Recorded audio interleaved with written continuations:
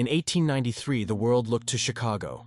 The city was a phoenix, risen from the ashes of its great fire, now hosting the world's Columbian Exposition. It was called the White City, a sprawling, electric dream of plaster and steel, promising a new century of progress, innovation, and light. Millions came from all over the globe to witness the future.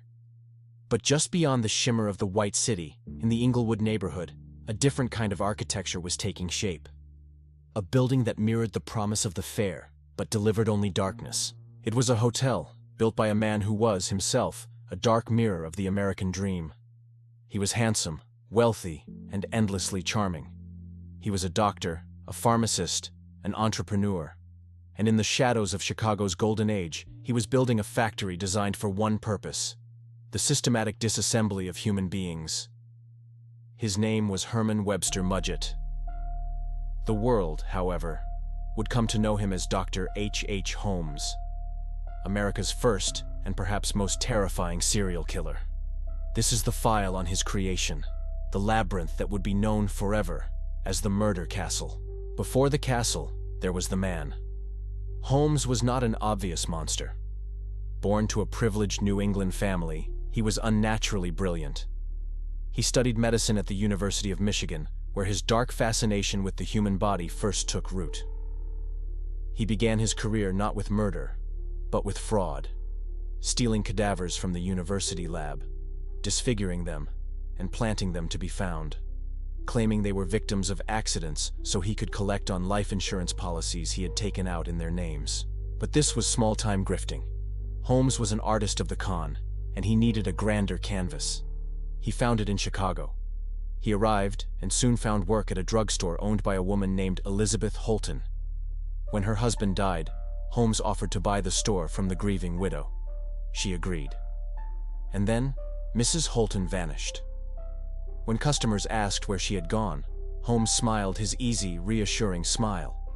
She had, he explained, simply decided to retire to California to be with relatives. With the pharmacy now his, H. Holmes had the capital to begin his masterwork. He purchased an empty lot across the street, 63rd and Wallace. He announced he was building a hotel, a place to house the millions of tourists flocking to the upcoming World's Fair. He called it the World's Fair Hotel. It was a lie, from the very first brick. The building was a 3-story monster, stretching an entire city block. The first floor held his new pharmacy and various storefronts. The upper floors were reserved for his hotel guests. And the basement was reserved for his work. Holmes's true genius was manipulation. He designed the building himself, but he hired and fired construction crews constantly. He would hire one team to build a single section, then dismiss them and hire another. He would claim their work was shoddy, or that his plans had changed, refusing to pay. The result was that no one, besides Holmes himself, understood the building's true layout. They didn't realize they weren't just building a hotel. They were building a trap. Imagine checking into that hotel. You arrive from the fair, dazzled by the electric lights, and are shown to your room by the charming Dr. Holmes. The room is comfortable. You lock the door, but the lock is on the outside. As the 1893 fair raged, the hotel became Holmes's personal hunting ground. He favored young women, often hiring them to be his personal secretaries, his stenographers, or his waitresses. He romanced them, proposed marriage to them, and convinced them to sign over their life savings and their insurance policies to him. And then, one by one, they would enter the castle and never leave. The upper floors were a maze of madness. There were over 100 rooms, many of them windowless. There were staircases that led to nowhere, and doors that opened onto solid brick walls. Many rooms were soundproofed, lined with asbestos. Holmes could listen from his office as his guests suffocated, their screams swallowed by the thick, insulated walls. Some rooms were outfitted as asphyxiation chambers, with gas pipes hidden in the walls. Holmes could turn a valve from his own room and fill the chamber with deadly gas. The castle was his instrument. He was the conductor of its dark symphony. There were trapdoors in the floors, strategically placed under rugs, designed to drop an unsuspecting victim to the floor below. There were secret passages, hidden between the walls, allowing Holmes to move through the building like a ghost, watching his guests through hidden peepholes. Most terrifying of all were the chutes. Greased wooden chutes, hidden behind false panels, ran from the upper floors directly into the pitch-black horror of the basement. When a victim was dead, Holmes would simply slide the body down the chute, where his true work would begin. If the upper floors were a trap, the basement was a vision of hell. It was his personal laboratory and disposal plant. Here, the true, cold, scientific nature of his evil was revealed. Investigators would later find a surgical table, still stained with blood, where Holmes would dissect his victims.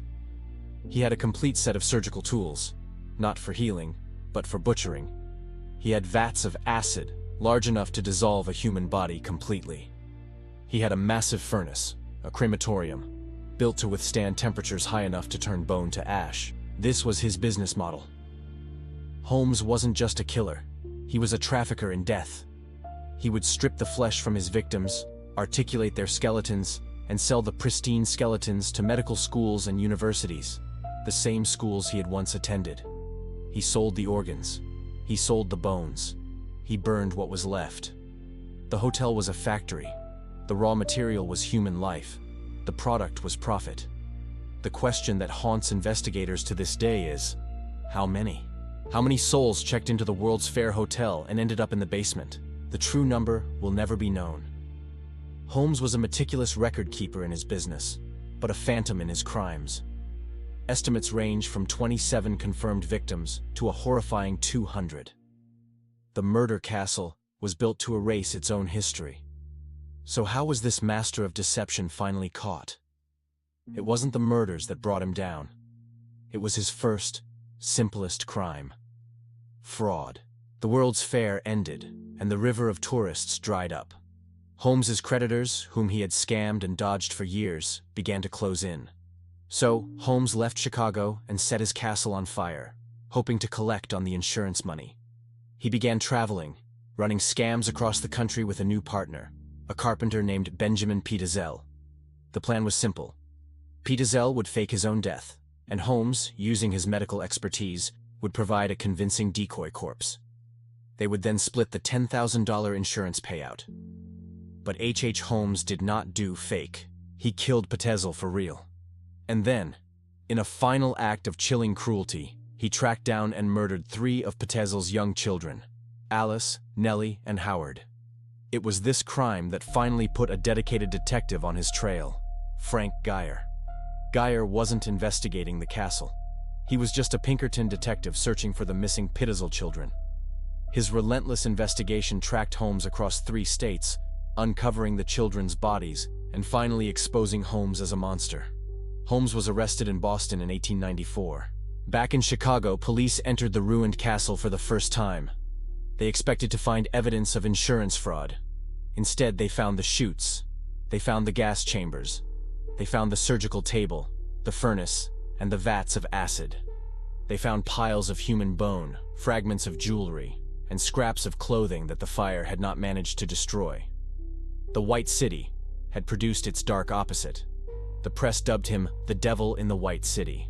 During his trial, Holmes was a performer. He was calm, charming, and he lied with every breath. He gave 4 different confessions, each one more sensational and contradictory than the last. He claimed to be possessed by Satan. He claimed to be innocent. He claimed to have killed 27. Then he claimed to have killed over 150.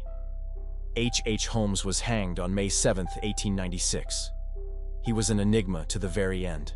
The castle itself, the monument to his evil, did not survive.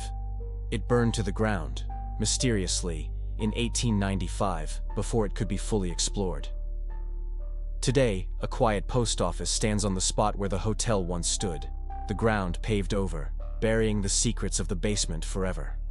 Some stories were never meant for the light, but they are the stories that must be told. They are the files that must be opened.